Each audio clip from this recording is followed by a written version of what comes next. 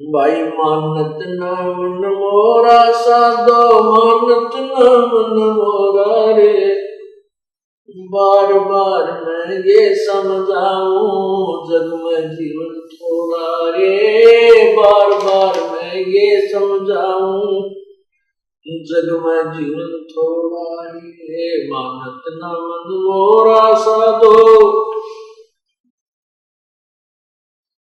बार बार मैं ये समझाऊं जग में जीवन थोड़ा रे। बार बार मैं ये समझाऊं जग में जीवन थोड़ा रे। इस काया का गर्व न करियो के काला के गोरा रे। इस काया का गर्व न करियो के काला के गोरा रे। बिना भजन कछु काम न आव चाहे, एतर छड़को चारों ओरा रे। बिना भजन कछु काम न आव चाहे, अतर छड़को चारों ओरा रे। मानत न मन मोरा साधो, बार बार मैं ये समझाऊं जग में जीवन थोड़ा रे। बार बार मैं ये समझाऊं जग में जीवन थोड़ा है। इस माया का गर्व न करियो के हाथी क्या घोड़ा रे। इस माया का गर्व न करियो क्या हाथी क्या घोड़ा रे। जोड़ जोड़ धन बहुत बटोरा, लाखों और करोड़ा रे। जोड़ जोड़ धन बहुत बटोरा, लाखों और करोड़ा रे। मानत ना मन मोरा साधो, बार बार मैं ये समझाऊं जग में जीवन थोड़ा रे। बार बार मैं ये समझाऊं जग में जीवन थोड़ा। दुविधा दुर्मति चतुराई में जन्म गया नर तोरा रे। दुविधा दुर्मति चतुराई में जन्म गया नर तोरा रे। अब भी आने मिलो सत्संग में, करो गुरु ज्ञान पे गोरा रे। अब भी आने मिलो सत्संग में, करो गुरु ज्ञान पे गोरा रे। मानत न मन मोरा साधो, बार बार मैं ये समझाऊं जग में जीवन थोड़ा रे। बार बार मैं ये समझाऊं। भाई शरण पड़े ने गुरु संभाले, जानिक बालक भोला रे। गुरु शरण पड़े को गुरु संभाले, जानिक बालक भोला रे। कहे कबीर तुम चरण चित राखो, जो सोई मडोरा रे। कहे कबीर तुम चरण चित राखो, जो सोई मडोरा रे। मानत न मन मोरा साधो, बार बार मैं ये समझाऊं जग में जीवन थोड़ा रे। बार बार मैं ये समझाऊं जग में जीवन थोड़ा रे। क्या बताते हैं कि सत्संग में आने के बाद भी ये मन इधर उधर की सोच में ज्यादा ही उलझा रहता है।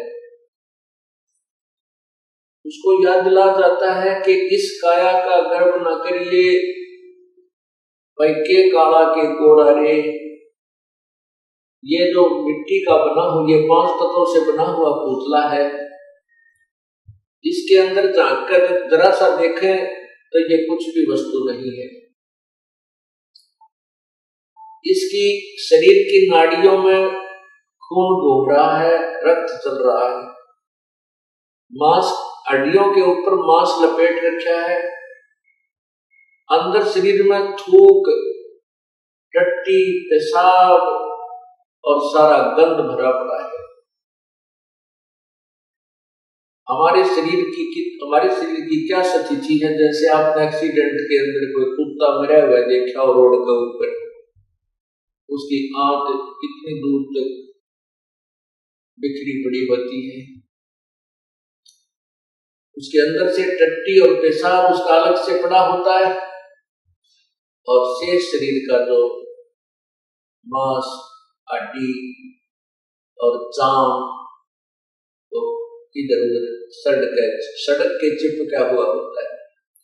तो उससे अपने शरीर की तुलना कर लेना बिल्कुल अंतर नहीं है। तो इस भगवान ने इसके ऊपर सब ये कुछ अंदर भर के और ऊपर ये पालिश कर रखी है। किसी का काली पालिश है, किसी का गोरी है, अंदर सेम मटेरियल है।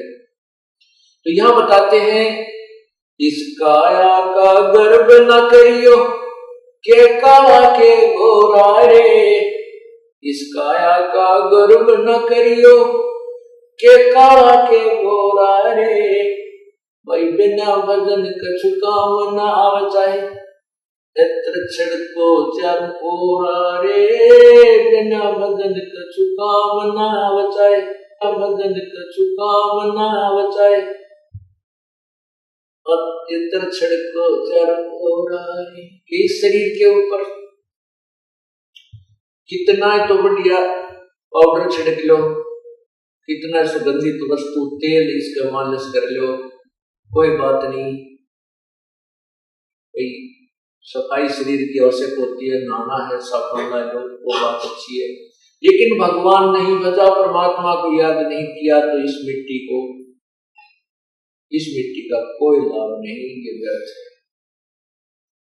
फिर हम दूसरा गर्व करते हैं, गर्व में कार हो जाए, कोठी हो जाए। पहले घोड़े, आज तक तो कार, पहले घोड़ा जिसके घर में होता था एक रिच मैन माना जाता था, एक साहूकार व्यक्ति माना जाता था। जैसे आज जिसके घर में कार हो वो धनी व्यक्ति मान लिया जाता है। तो परमात्मा बताते हैं कि इस माया का गर्व ना करियो कि हाथी के घोड़ा रे, और जोड़ जोड़ जन बहुत बिटोड़ा, लाखों और करोड़ा रे। अब परमात्मा के नाम बिना यह जोड़ा जड़ा धन ऐसे व्यर्थ हो जाता है। कैसे? एक समय की बात है, अब देखो पुण्यात्माओं, जो हमारे अनुयायी हैं, जब से इस दास को आज्ञा हुई है परमात्मा की महिमा गुणगान करने की, उसी समय से सत्संग सुनते हुए आ रहे हैं। और सत्संग में वही बातें होती हैं जो प्रभु की महिमा की प्रतिदिन गाई और सुनाई जाती है। उन्हीं को बार बार सुनाया जाता है, उन्हीं के विषय में आपको प्रेरित किया जाता है, सावधान किया जाता है और परिचित कराया जाता है प्रभु की महिमा से। तो आपको प्रति बार, जितनी बार भी आप सत्संग सुनते हो और परमात्मा की महिमा कथाओं के माध्यम से सुनाई जाती है, यदि आपको वो अच्छी लगती है तो आप बहुत ही अच्छी भक्ति कर रहे हो, आपके अंदर परमात्मा की चाह है। अन्यथा क्या हो जाता है, जैसे हम प्रतिदिन खाना खाते हैं, रोटी आटा वही होता है और रोटी वही होती है। यदि आप स्वस्थ हैं तो वही रोटी, उसमें दाल सब्जी का थोड़ा बहुत फेरबदल हो जाता है। अगर दाल सब्जी ना हो और स्वस्थ हैं, समय पर आपको खूब भूख लगेगी, और समय पर जब आपको भूख लगी होगी तो सूखी रोटी हो, अचार मिल जाए तो भी अच्छा, नहीं तो पानी के साथ खाकर भी स्वादिष्ट लगती है, पेट भर दिया जाता है। यदि वो व्यक्ति बीमार हो जाता है, बुखार हो जाता है, और मलेरिया बुखार जिसको हो जाता है, उसको रोटी अच्छी ना लगती, उसको वो रोटी अच्छी नहीं लगती, कड़वी लगती है। मनुखा दाग से संतरा उसको बहुत ही कड़वा लगता है। न तो वो सेब कड़वी है, ना मनुखा दाग कड़वी है, ना रोटी कड़वी है। कड़वी उस बुखार ने उस पुण्यात्मा, उस भक्त की शरीर की व्यवस्था को खराब कर दिया, जिसके कारण उसको मीठी वस्तु भी कड़वी लग रही है। इसलिए तुलसी साहब कहते हैं, तुलसी पिछले पाप तेरी चर्चा ना भावे, और जैसे जड़ के वेग ते भाई भूख पैदा हो जाए। जब हमारे ऊपर पाप कर्मों का दबाव बढ़ जाता है, बुखार बन जाता है, तो हमारे को परमात्मा की महिमा रूपी उनका दाग कड़वी लगती है, अच्छी नहीं लगती, स्वादती नहीं, रुचि नहीं बनती सुनने को, आनाकानी करता है।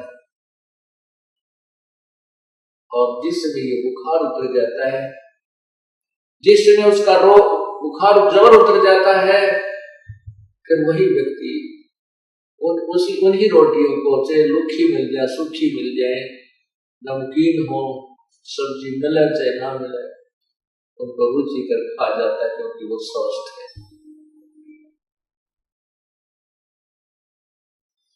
जिस प्रकार ज्वर उतरने के उपरांत स्वस्थ व्यक्ति सुबह शाम उन्हीं रोटियों को रुचि खाता है, उसके मन में